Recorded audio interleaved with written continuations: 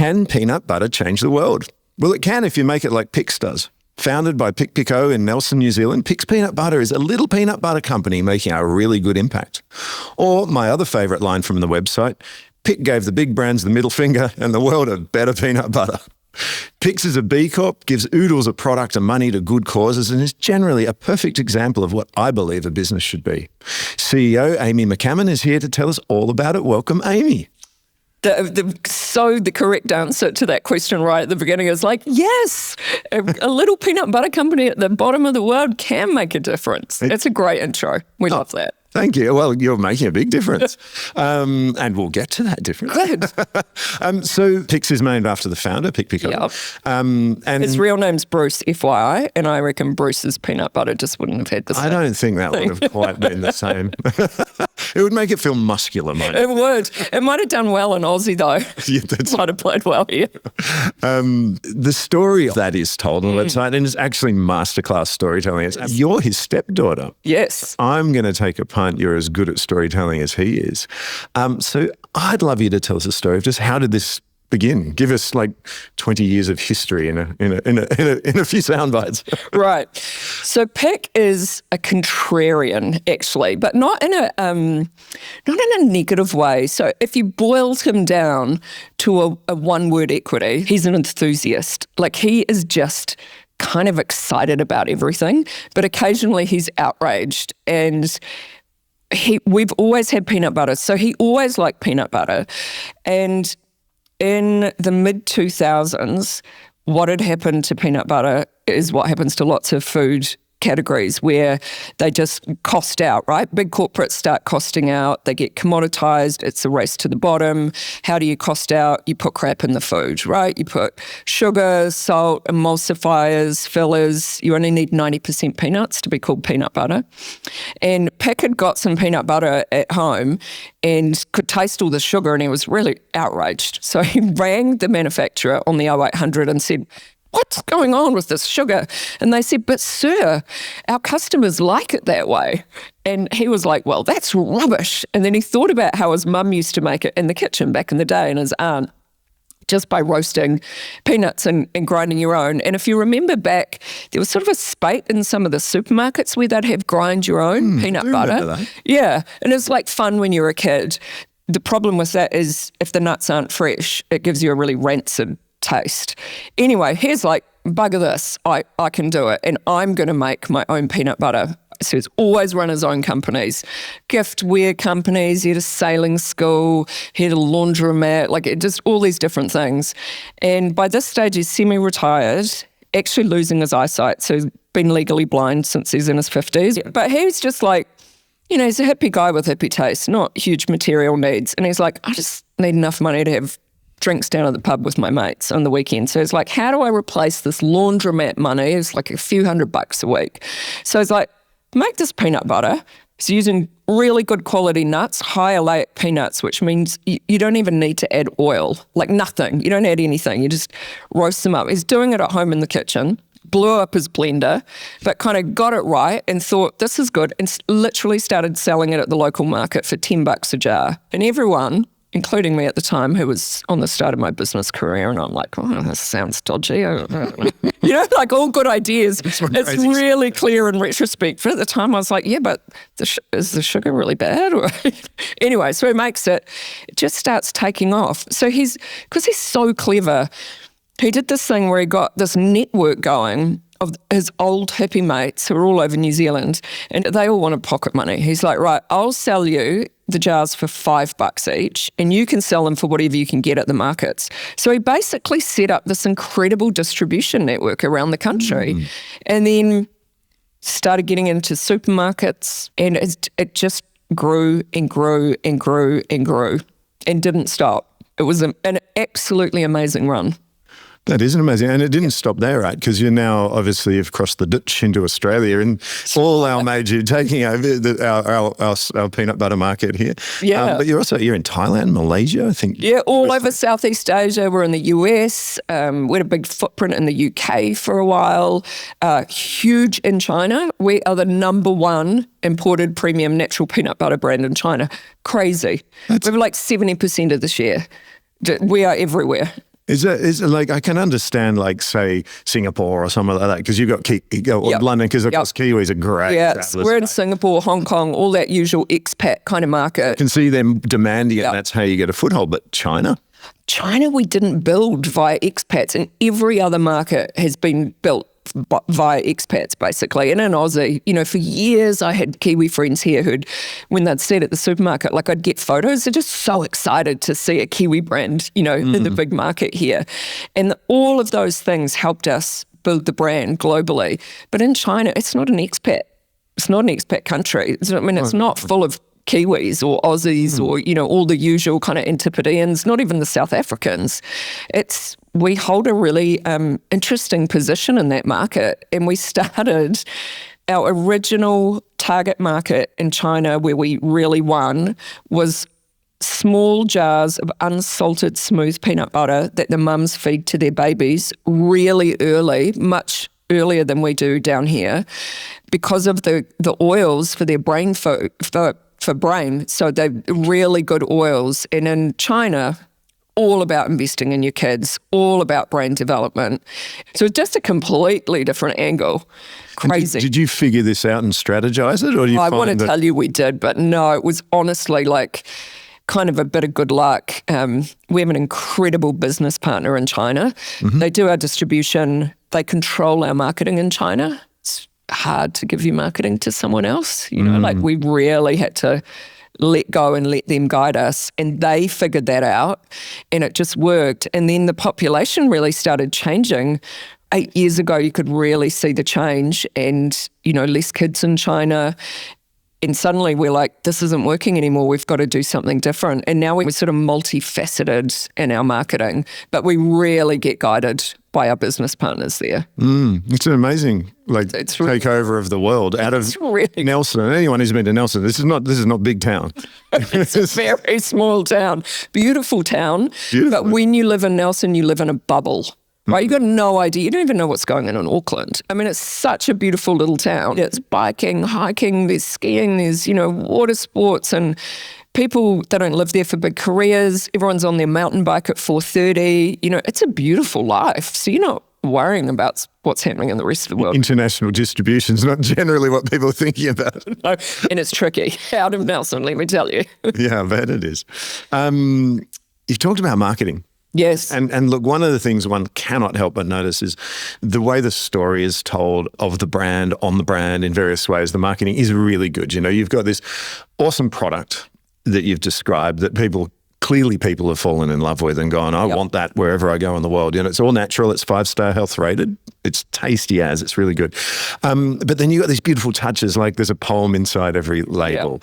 Now, you actually yourself began your career in marketing and advertising. In fact, you once worked for Peter Jackson, who directed Lord of the Rings trilogy. There's a storyteller. So I'm starting to see great product makes great marketing. What is your secret for great marketing generally, but specifically like mission-driven products? I'm sort of in conflict with this word marketing.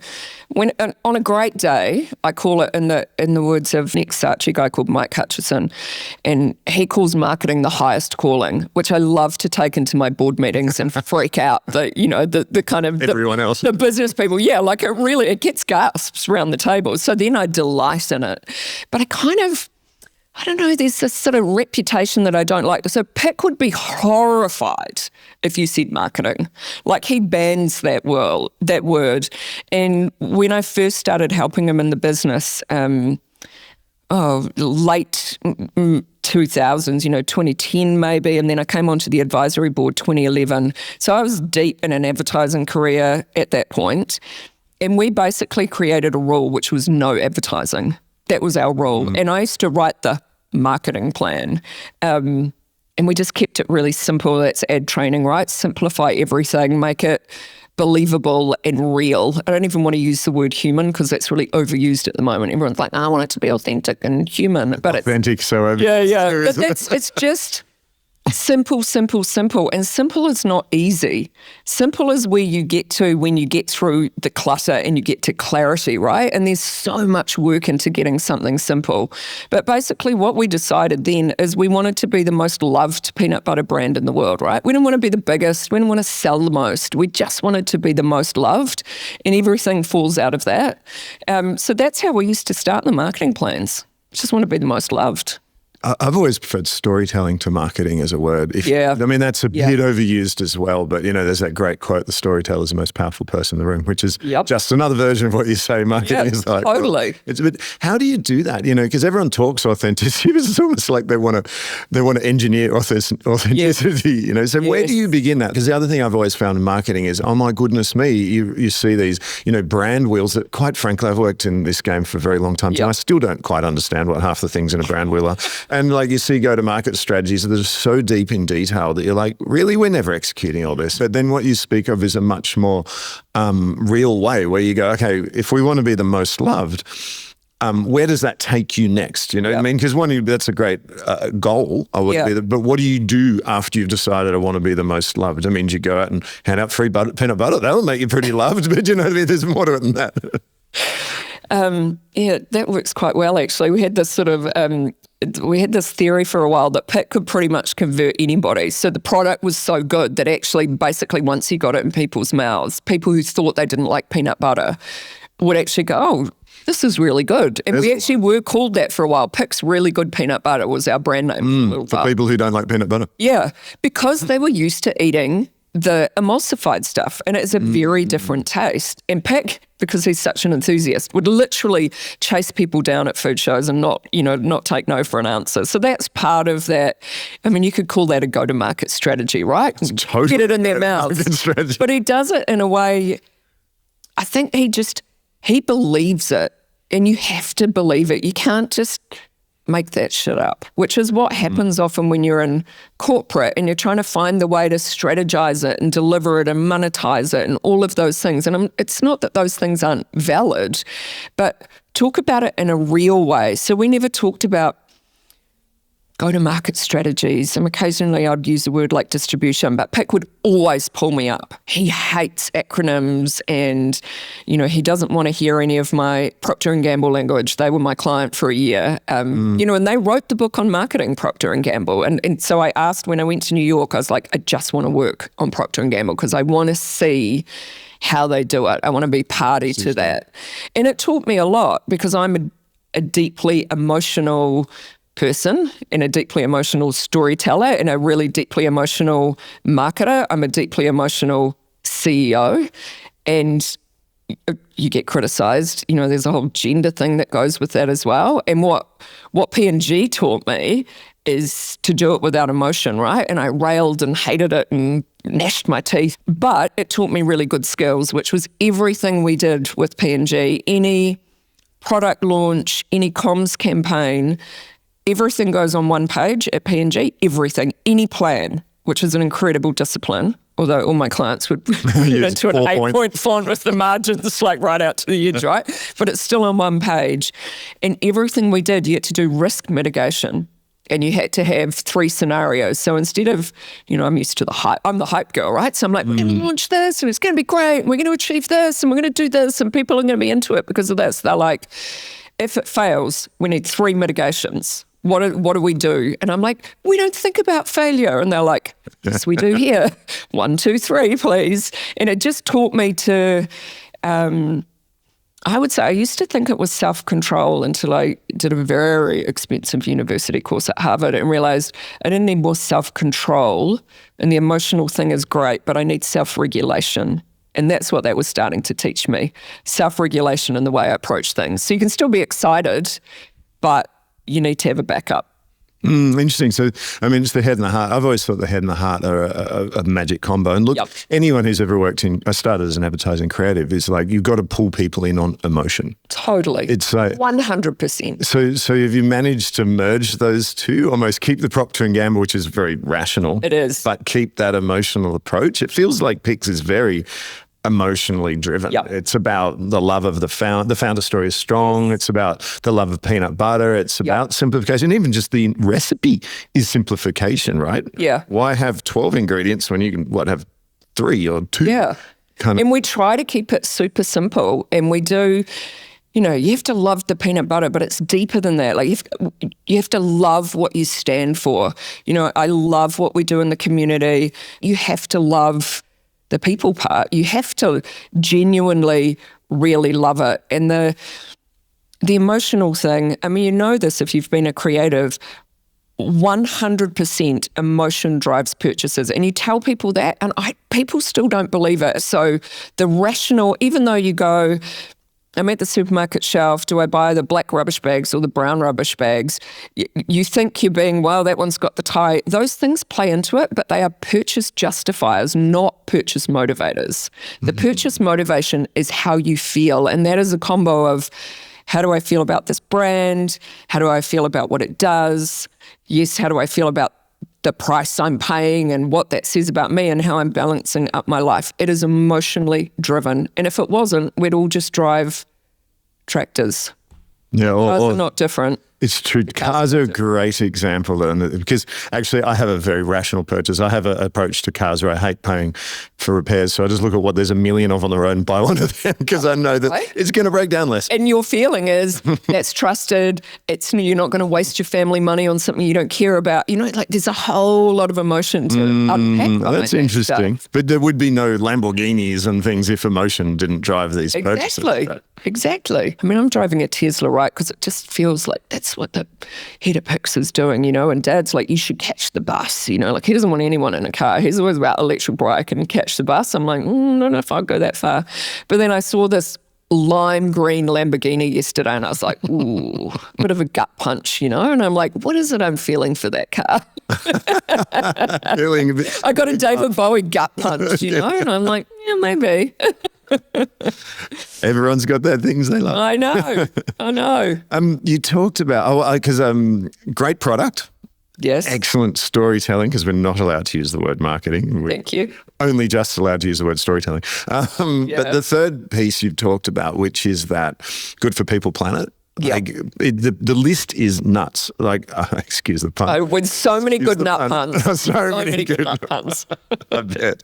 As a company, you do awful lot of kind of good for people, good for the world stuff. I'll list a couple of them. There's really good peanut butter for a really good cause, which is essentially a charity donation version. You donate product to raffles, etc. You got Big Brothers, Big Sisters. You support Blind Low Vision New Zealand, which is obviously, it's obvious, interest, I noticed you donate peanut butter that's not good for sale to rodent trapping, which I've never heard that one before. More rodents love Pics than any other peanut butter. So there's a rumour in New Zealand. So we have Department of Conservation, DOC, in New Zealand, which is huge, right? Because we try to protect the pure New Zealand. Incredible landscape that we have and the purity of it all. And there is a rumour, I have not been able to get my hands on it, but there's a rumour that in the DOC handbook for the rangers that it actually specifies Pics peanut butter. Oh my goodness. I know. There is some stuff. So we donate a lot. So anything that we think doesn't meet our quality standards, there's amazing people in New Zealand who kind of coordinate with all the different groups. So we try and get it to them and then they get it out to all their community groups. I mean, it's a huge undertaking of this, it's like this crazy underground network. cool. Distribution once again. You guys are very good at distribution. Really cool. So all this stuff is, I only got I didn't even get halfway down the list.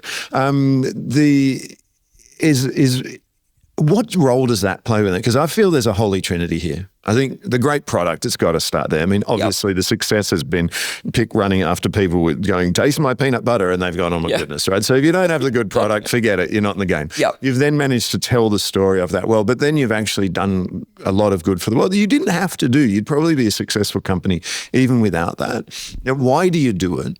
But also, what role does it play in the success of the company, in your opinion? I think we do it because it makes us feel good, right? It's the right thing to do, but you don't always do the right thing unless it really connects and makes you feel good.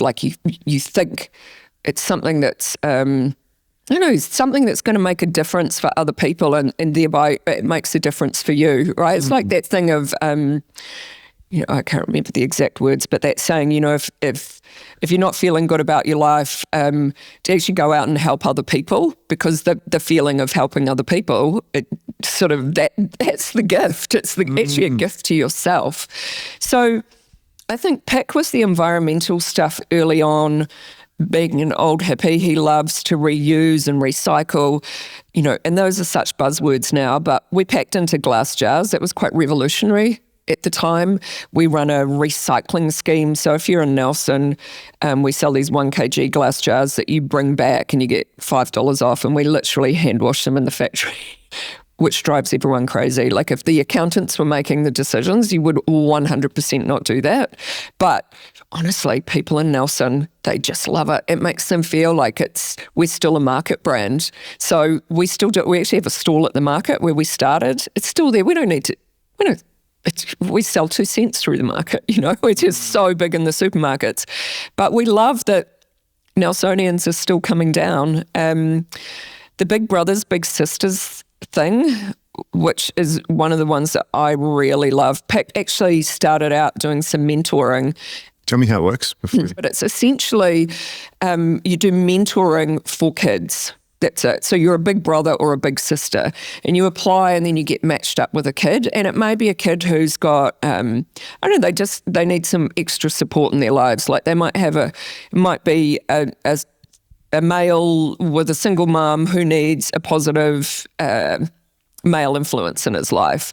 It also works through schools.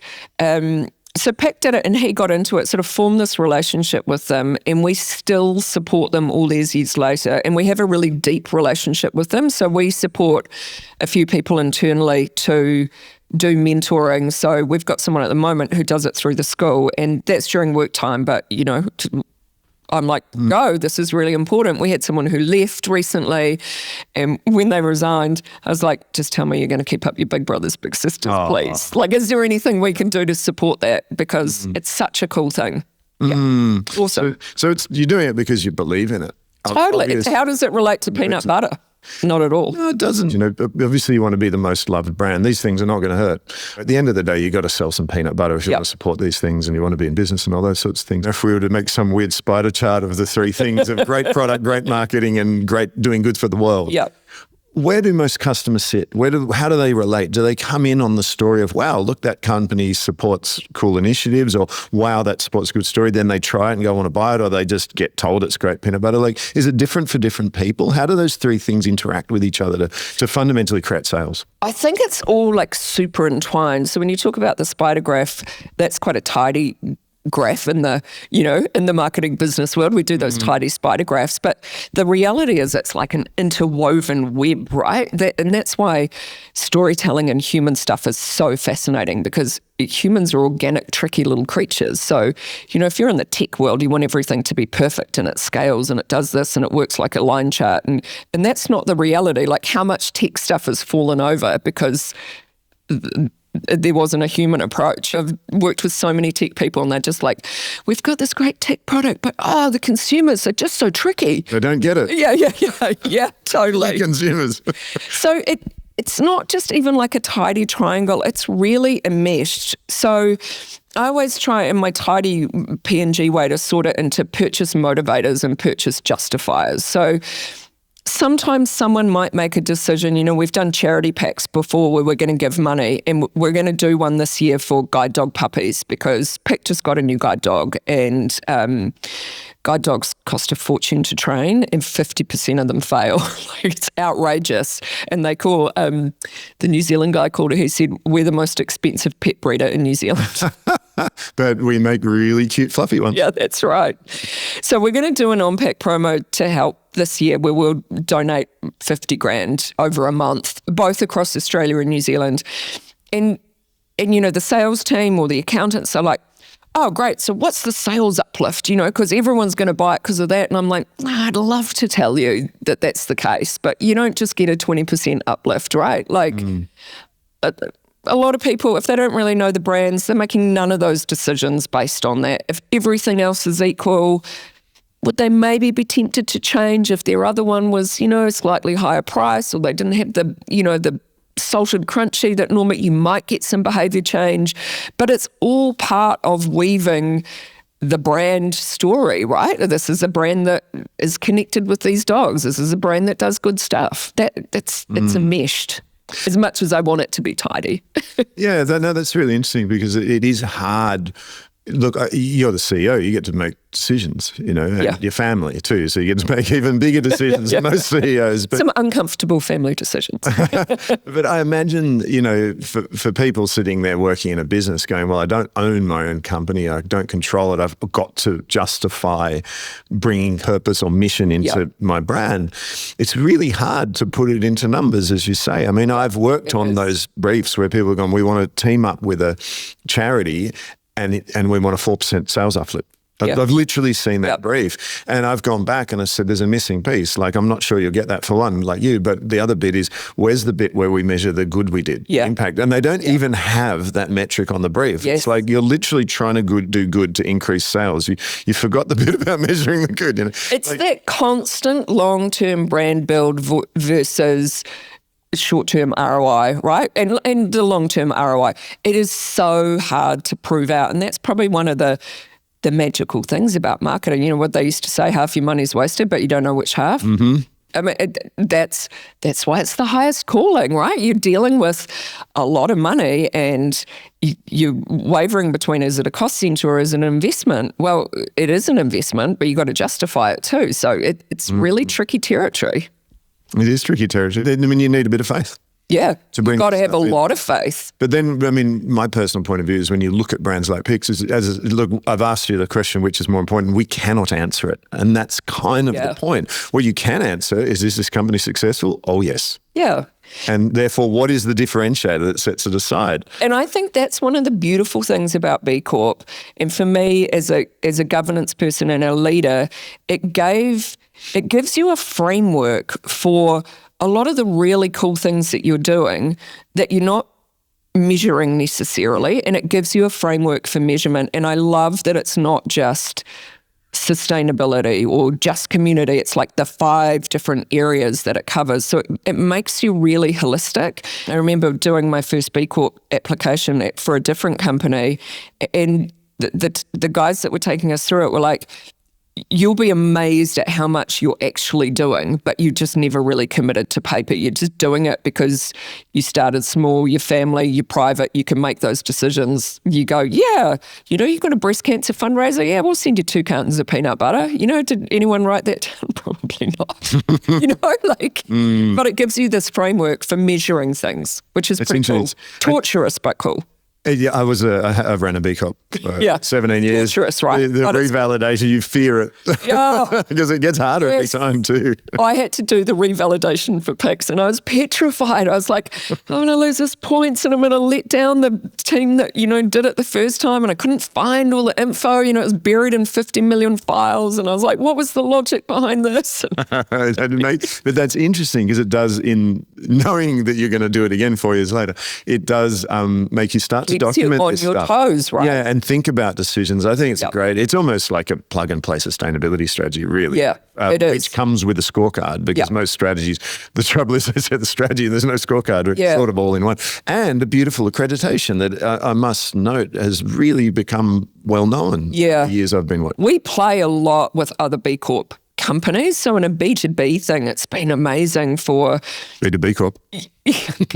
But you meet other people and they're like, oh, you're a B Corp, we're a B Corp. And we do these awesome product swaps with all these other B Corps, and we swap for like there's juice and wine and there's great chocolates and obviously with peanut butter, and there's some clothing companies, and we do all these major product swaps. And then we do things internally with our staff where we're like, nominate someone who's done cool, B Corp things in this past year, and then we give everyone goodie bags. It's great fun.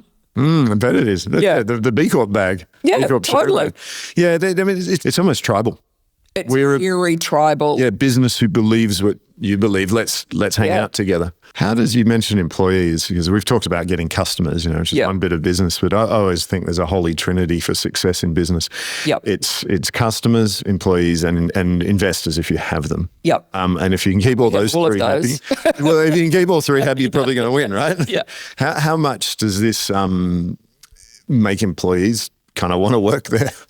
You know, like, no one comes to work just for the money. Like, the money is not enough. It's a huge consideration for everyone because you got to support your family and support yourself. But it's the things that you do or the things the company does that people believe in that really holds them there. You know, and everyone's got vision, mission, values stuff these days. But, like, what are the things that make people feel good about working for you? And even though B Corp it's actually quite complex for people to understand how it really works, but they do know if they work for you that it helps do good things. And that's why we do this month where we celebrate. Was it a community thing you did? Did you catch something in the factory that wasn't as good as it should have been? And then we do other stuff because we're small, you know, we're under 50 staff, you know everyone's name, and all of those things add up. You know, we're always swapping product, you know. So the warehouse guys are genius at getting us beer and cider. I don't even know where they're getting it all from. But, you know, we swap peanut butter for bread, you know. So it's just, you're kind of really interconnected with all these other companies and there's great perks. And when people come to us, I catch up with everyone. I meet everyone before they come in, one-on-one for a coffee. And then I try and catch up with them after a few months. And I'm like, you know, how is it and how does it feel for you and what's great and what's not? Where could we do better? But people are like, just such a great team, like such nice people. Everyone cares. And I hope that's the family thing that comes through. It can come through in a corporate, it should be able to, but you can really do it when it's small. You can make the right decisions. Yeah. I've run one myself, and I've felt that myself too. Is if you create something, I always felt honored someone would want to work for me, quite frankly. And then, like, how do I make this awesome for you so that, you know, you go away with a good experience? I mean, I have never written on the wall, but next company I make is going to have written on the wall, get shit done and have some fun. And it's kind of the philosophy I try to work to, because you've got to work hard to make things successful, but you want to enjoy it, right? I am big on the having fun at work thing, which has been really interesting for me as a leader and someone who was in a leadership role quite young. I was only 34 when I was running my first company, and I was staff of 80. In an industry I hadn't worked in before, so I was pretty naive. And it was hard. And when you're sort of, I don't know, young and blonde and inexperienced and female, and you're working down the country, and it's different in the regions, and people see you joking around at work, they're like, it's like, is this a real CEO? You know, I've had this in nearly every job. Still, even now at 54, I'm like, are you a real CEO? I've had that. And I just, what, am I not allowed to have fun? I'm not gonna not have fun. Like, it's hard work. Being a leader is such hard work. It's so hard. People are so tricky. People are the hardest part. I love them. They're the best part, but it is the hardest part of your job. And if I'm not able to have some fun, I think you should be able to do great work. You should be able to make money for everyone, and you should have fun. Those are my 3 rules. I would take that as a huge compliment. Are you a real CEO? I'd be like, that's a compliment, because it means you're doing it differently. I do it differently, And also, everyone now is like, you're going to turn up as your authentic self to work. And I'm just like, I could not work somewhere where I had to be somewhere different. Like, it just doesn't work for me. It's not even a philosophy. It's just, it would make me unhappy. I've had jobs where I've been unhappy, and it's... I think you lose your soul a little bit. Yeah, it really hurts my soul. And in every job, even the jobs I love, you have to do things that you question your soul and what you're doing, right? You have to make compromised decisions, and it's horrible. That stuff is really hard to do. So you've got to be having fun while you do it. It's got to be good, because the hard stuff is so hard. You know, you know how it is. So we've talked about having fun there, but we had a little chat beforehand, and we talked about, people often say, you know, profit fuels purpose. So you focus on the money, then you can do the good bit. And I've always wondered, really, or does purpose fuel profit? If you if you really nail your position and do this well and believe, then the money will come. Is the money the goal or the scoreboard? And you actually took over Pics when it wasn't necessarily doing as well as it could have been financially. How do you deal with that? And I can imagine, especially if you've got investors and, business advisors, they're going, cut all these initiatives that you're spending money and you focus on getting rid of some people. They're the classic things companies do in those situations. What's your feeling on that relationship between those two things and how you make difficult decisions when they do come around? I want to give you this may be the wimpy answer, which is like it's symbiotic. You're going to sit on the fence, is that what Yeah, that's probably about, let's see which way you push me. I'm really idealistic, and that comes from being emotionally driven, right? And when I came into this job, because I'd been advisory board for ages and we'd had such an incredible run, like incredible. And if you go back to the P&G textbook, why did we have such a great run? Well, we had a great product, we had a great story. We had a massive first mover advantage. We were the first. We disrupted the category. You get a huge foothold. It is quite hard to tip the first player. I mean, it happens all the time, but it's hard because we had the traction. We were first in New Zealand. We were first in Australia. So we had quite an advantage. And I'd been through all of this growth, right? And it was just such a great story. It was the easiest board I was on for a long time. It was advisory. Pic was the only director. He had all that legal responsibility. We'd turn up. We'd be like, what did we do? Oh, we did this and we sponsored this thing here and we gave some money to these guys. And what did we learn? Oh, I don't know. No one's written it down, but shit, the sales are through the roof. And we'd be like, great, see you in 6 months. Like, honestly, the run just kept going. Probably about 10 years in, and I remember saying at the board table, oh, guys, we have to really think about, like, it's going to slow and we have to think about that. And everyone was just like, you don't know what you're talking about. And I was like, maybe I don't. I mean, I didn't start the company. I'm not running my own business. I'm just advising other people. And we could see when COVID happened, and there was a come to Jesus for a lot of companies, right? Especially if you go overseas supply chains. Yeah, and it just all happened at once. So we just purpose-built a beautiful factory, our fourth factory, but the first time we'd borrowed a lot of money, a lot of strain on cash. We'd factored in the kind of growth that we'd been used to, and the margins were starting to tighten up. And then it's like the million-sided whammy. So we're paying for the factory. The shipping went haywire. You just couldn't get boats through. No peanuts. You're not making peanut butter. Peanut supply went crazy. So we used to get our nuts out of Australia. They couldn't supply us anymore. So we had to find somewhere else to get nuts. The commodity nut pricing went through the roof as well.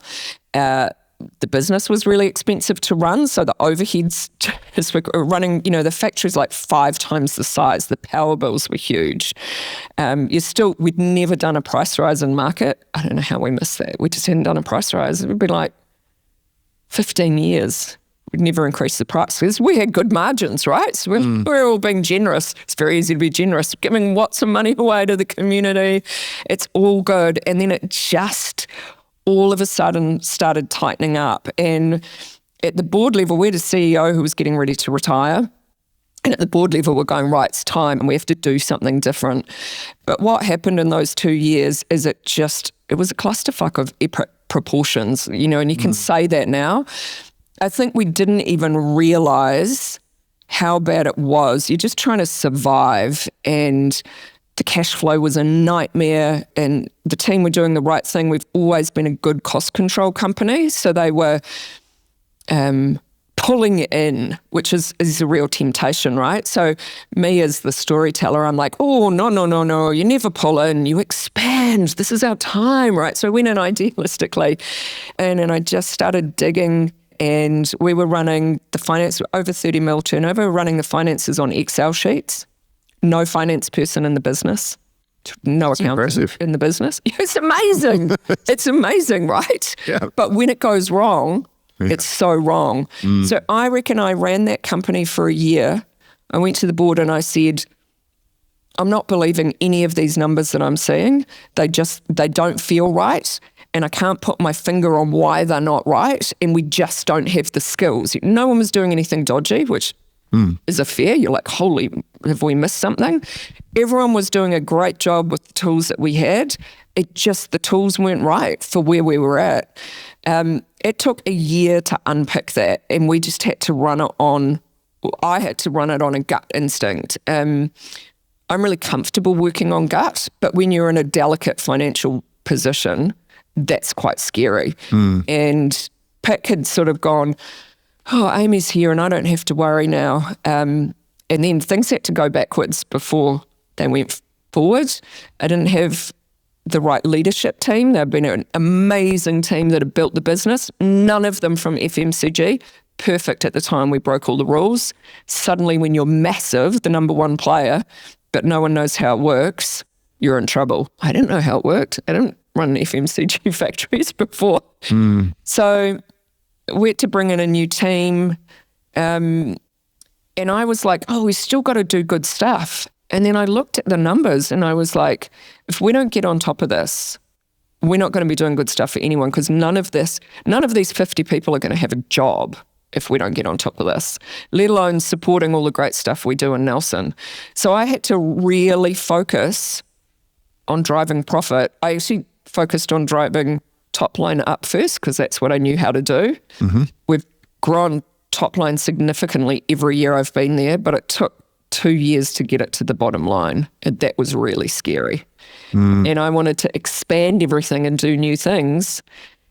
And I'd put in money. Pic had been putting in money since the beginning. And I was like, this is going to be too big probably for us. And I talked to Pic and he was like, oh, please no more. And I was like, I reckon we're going to have to look for an investor, because I can't. You know, we discussed, should we make it smaller?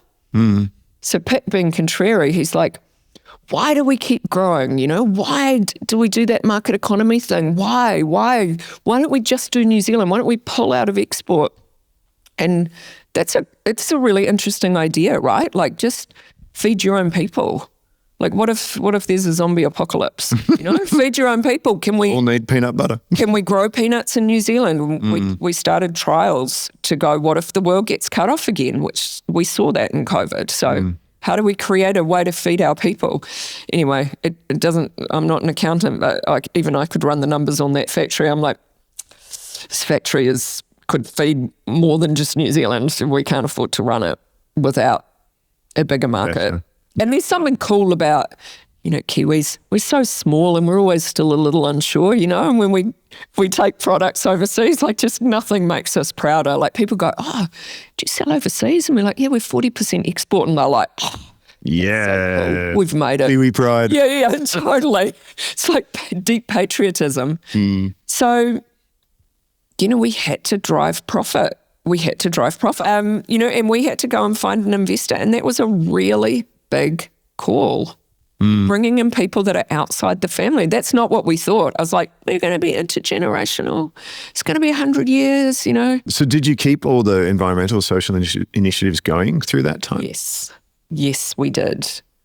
Yeah, but it was hard. And I asked myself a lot of questions about it, because there's big cost to a lot of it. Big cost. But it kept your soul. Yeah, it did. But there were some dark nights of the soul. I bet there were. There's a lot of leap of faith in that. Yeah. And when you looked for an investor, I imagine a lot of people, you know, bring in investment. I imagine you need someone who's pretty mission aligned on that, because again, an investor or a private equity could come in and go, yeah, well, we'll get rid of all that cost. 100%, right? And so everyone wants strategic money, basically. We went out to have a look, and I've been involved in a couple of cap raises in other companies. So I wasn't unfamiliar with the process. And we went to the big food companies, because you need strategic. There's a lot of power in the supermarkets across Australia and New Zealand. You know, it's a well-documented story. And so we're like, who would give us more firepower? You know, do you go with someone like Goodman Fielder, who they own a stable of food brands? So when they go to the negotiations, you know, they're like, well, they've got power too. Yeah, we're in every aisle, you know, P&G, Unilever. So we talked to those guys, we talked to PE. I think what made me nervous, the PE teams, they say all the right stuff, but I'm like, I know how it goes in the background, you know. They'll turn on you if they need to, because they're driven by the numbers. And the food companies, you meet some really cool people in them, but are they there in 2 years, right? So you might deal with someone who shepherds the investment through, and they believe in it and they love your brand, and they're like, this brand's great because they do B Corp, or this brand's great because, they're growing trees. But in 2 years, if that person's gone, is that still there? So we'd actually we put a company on the list who were a company we'd met when we were chasing boats around the world, and I was suddenly like, we are not supply chain people. We need to concentrate on making peanut butter. So we went out to get someone who would handle all of that for us, basically nut brokers. And we met a company. They're an Aussie and New Zealand company, and they do stuff we don't do, right? So supply chain, they're pretty cool. They're family owned, which I think it's a factor they play out, and you go, oh, that's nice. That's a good tick the box. And we met the family, and we put them on the investor list, and we went out to them, and they went, nah, we're just not ready. We're doing other stuff at the moment. It's not what we're doing. We're like, oh yeah, okay, that's cool. And then we kept going through it, me and my CFO at the time, and we were chatting, and we're like, no, we can see it. We reckon this is right for their business. And we reckon the family thing is really what holds us in, because they don't buy and sell stuff. The family is deeply involved. All the siblings, their MD is my age and the son of the founder. And we went back to them and we said, how you guys have said no, but we actually reckon you should do it. And this is why we reckon you should do it.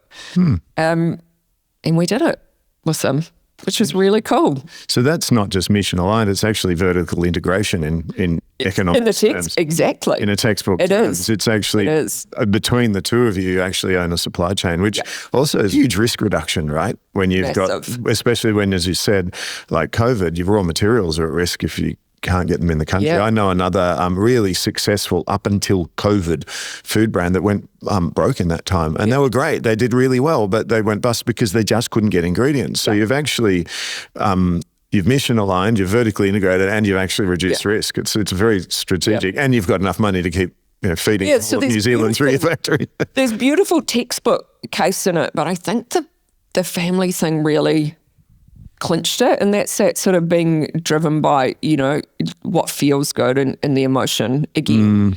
And trust me, we are a very quirky family company, which I love. Like, I delight in that unexpected weird shit that we do. These guys are a really quirky family company, but I tell you that our quirks completely different. Different quirks. Completely different. Wouldn't be quirks if they were the same quirks. So, that has been really interesting. It's been a really interesting journey going through that and kind of integrating our different value systems. And quirks. Yeah. Yeah. I mean, they're not a B Corp. Yeah. Sure, you're going to sort that out for them, eh? Yeah. And it's been fascinating to watch what they were attracted to. Like, it wasn't the beauty of our books and our margins and our profits at that stage. It wasn't the incredible efficiency with which we were running our factories. That's not what they bought. They bought the brand and the story. That's what they loved, because that's not what they do. It's what we do beautifully. So it's kind of been a really amazing marriage in that respect, bringing really different things to the table. It's tricky. It's tricky stuff about it, but it's been pretty good. Now, one of the key goals of this podcast is to get more people to have a go and start companies like this. Yes. Because the world needs them, We need to build brands and companies that are going to change the world for the better, Business as usual is not really working. And to use the Patagonia words, business unusual is what we need more of. And you guys are business unusual, right? It's great. The great challenge, I think, though, if I'm sitting here going, I want to be like Aimee and Pic and start the new one of these, is suddenly, especially if you're sitting in Sydney where I am, they're going, great, I'll just rent this. And then you go, I can't afford that. Yep. And then I'll do this. And, Pic started in a small town, New Zealand, on his kitchen bench. Yep. He could afford to live that life because it's got a fairly low cost. He's got markets where probably people spend the time and that sort of thing. do you have to be in those situations to be able to start these companies, or can you do it from a more difficult sort of city environment? And if someone was sitting here going, I want to start one, I don't know how, what advice would you give them? You should just definitely do it, right? Like, what's the worst thing you can do is fail? Like, does it matter? Pic's done a million things before. Did they all work? No. I mean, this has really been his sort of biggest commercially successful venture, but he's done so many other cool things. And I see the kind of satisfaction that that's given him, even when it's not an economic or financial success. You know, it gives you, it's given him freedom. Like, he looks at things differently. He has the energy of an entrepreneur and a founder, and he's not afraid to do it. And I can see why people would be fearful. And a lot of people have said to me, why don't you start your own company? And I have a great friend who's, he's always just been onto it, and he's run some interesting companies. And he said to me, why don't you start your own agency? I'll back you. I'll give you the money. And I was like, mate, you'd make more money running a dairy. Like, I wouldn't want to take that money off you. And I don't know if that's my mindset. I've realized what I'm best at is helping other people make sense of their brilliant ideas and bringing some kind of order to that chaos without squashing the spirit of it. That's just what I'm good at. Mm-hmm. But you know, would I get involved in a startup again? 100%. You know, like, I would do it again, and it would be with someone who thinks differently to me and does it differently. So you just do it. Like, the world needs more people doing cool things, and you will learn along the way. And maybe that one doesn't work, but the next one does. Or maybe 5 don't work and the next one does. Don't be reckless, though. Please don't be reckless. You know, I've met reckless people who go, I've been bankrupt 3 times, but all successful people have. You know, there's reckless, and then there's just giving it a go. And I think everyone should give it a go. Is it easier in a small town? Some things, but some things not, right? Like, you can spread the word easily in a small town. It's cheap, but how are you connected to your distribution networks? You know, like, shipping out of Nelson is really tricky. Road transport out of Nelson is really expensive. To get to the North Island where the population is, the ferries often don't run. Things arrive late. Like, that's tricky. If you're somewhere like Sydney, you're surrounded by, you know, innovation and ideas and people who can help, and someone who knows someone and connections. Like, they're really rich in a bigger centre. But yeah, people should do it. I go and talk to university classes sometimes, like you. And in fact, Waikato University, which is in Hamilton, just did their business case. They're using like that Harvard Business School business case theory, and they did Pics as their final year business case study last year. And to have those teams, I went up to the Waikato and allowed the course to ask me any of the questions. You know, we gave them financials, we gave them the good news, we gave them the stuff that's been bad, and then they just come back with such cool stuff. And to see those kids and go, you know, you guys are the next generation that are going to come out and do it. Like, that is inspiring. I get really excited. I'm like, I got 5 more years left. You know, like, I can't wait to hand it over to you guys and see what you do. What are you going to do next? If you had to give them 3 tips, so you get just 3 things you could tell them, what would you tell them? Work hard, make money, have fun.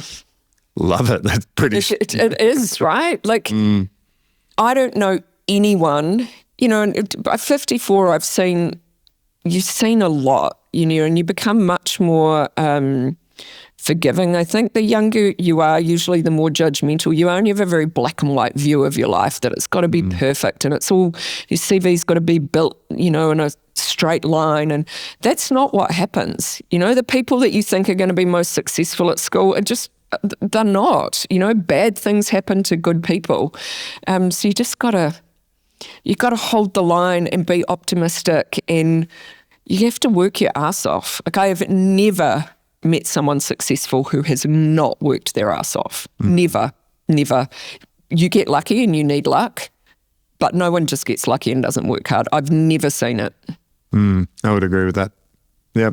But if you believe in what you're doing, it makes it more fun and motivates you to do the work, right? It's great time. I used to work 80 hours a week in advertising. Like, I've never worked with such smart people. Like, the mediocrity was not a thing.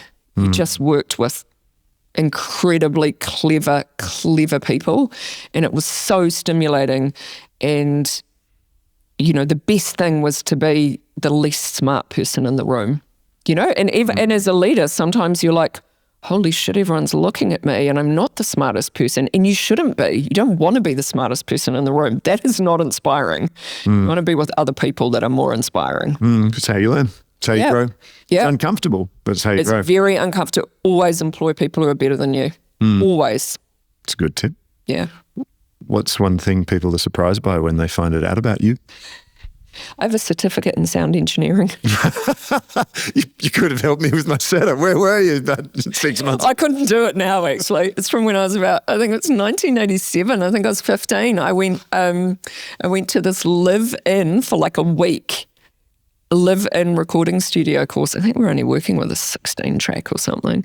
I wanted to be a roadie, I thought, at the time. Now, we are going to have to tell people how to buy some if they want. I was thinking, actually, there's a jar just next to you. Do you want to grab it? There's actually a few jars. Tell me. I'm going to show, show the classic, because it's show the classic. Favourite. This is my favourite. I've Where do I get it? Here's a great thing in Australia. So when you're growing a brand, normally it's really hard to get, right? We have the largest distribution of any peanut butter brand in Australia. I know it's crazy. It's because we were here first. Yeah. So Woolies, Coles, Aldi sometimes, Job Lots, Costco and IGAs. Costco if you want it by the bulk? Yep. We do a 1.5 kg at Costco. Oh, wow. 1.5. The true peanut butter. It's a really decent size. You will eat more, though. I'm just warning. Comes with a trowel. Yeah. But this is our classic 380 gram glass jar. And inside this label is a poem. Got a few different poets, usually Bill Smith. Bill Smith is one of our most famous poets. And what you do when you finish the jar, you just fill it up with hot water, and then the label will peel off whole, and you get the poems. Make your poetry collection. Yeah. And there's crunchy, there's smooth. And what do you call the halfway? You call it smunchy? This one's actually called Smoochy, and I'll tell you Smoochy. why. No, it was called Smunchy. Huh? But there's another brand that used the word Smunchy, and they didn't care for us to use it here as well. We couldn't be bothered to pick a fight. It's just a mix of smooth and crunchy, so it's either smunchy or smoochy. Smoochy's actually better. Yeah, I like it. We did a Valentine's Day relaunch when we renamed it Smoochy. Good. This is great marketing. Oh no, this is a really funny story. So we had this awesome marketer. She's our head of marketing, and she had been a client of mine when she was a grad. I was working with Whittaker's chocolate, which, if you're a Kiwi, is Kiwi like brand. Another. The country is so proud of Whittaker's, and I think it's our number one trusted brand, like ahead of the All Blacks. I'm obsessed. Wow, I know. I'm obsessed with the peanut butter little blocks that they do. Oh, they are. I'll just chomp them. They make a great chocolate. So I met this girl when she was a grad, and I'm like, oh my God, this kid is sassy. I love her. So, I was like, oh, we've got this little family peanut butter company in Nelson. It was quite little then. I was like, if you ever go back, she was from Nelson. I was like, if you ever go back to Nelson, give me a call. And she ended up becoming our head of marketing. And this was her idea. She actually does work for us in Australia now too. She works for both us and Whittaker's in Australia. There you go. In New Zealand, we have a Whittaker's Pics combo, chocolate peanut butter. Oh. It's amazing. Can you get it online? Yes, you can get it online here. I really want to get it into Woolies and Coles because it's too beautiful. It's a beautiful product. Yeah. But it's two great brands together, which I love. Anyway, Caitlin was trying to come up with some new product ideas, and Pic hates new products, so he only makes what he likes, right? We had to talk him into making smooth. He's like, that's bullshit, we're not doing smooth. I was like, you got to do smooth, Dad. He's like, Murr. Anyway, he got overruled, but he didn't like anything else. It took me 5 years to get the chocolate product made because he doesn't eat chocolate. He's like, it just doesn't have a sweet tooth. Anyway, Caitlin came to me and said, oh, we've got this idea about a combo of smooth and crunchy, and I was like, oh my God. I was like, that's so gimmicky. And she was like, oh, they actually do it in the UK and it works quite well. And I was like, well, I mean, it's a gimmick, but if you reckon, it'd be a bit of fun and get us some attention, talkability, and people would like it from us. Like, do it. It's like our number 3 product. So what do I Great work. What do I know? Go, Caitlin. Okay. I said it about the iPad too when it came out. No, I was like, what is this iPad? I was like, it doesn't know if it's a laptop or a phone. I was like, this will never catch on. yeah. So there you go. It's everywhere. Yeah. Yeah, my daughters grew up watching, ABC Kids. I know. And then I remember the day one of them walked up to the TV and tried to swipe it to change the channel.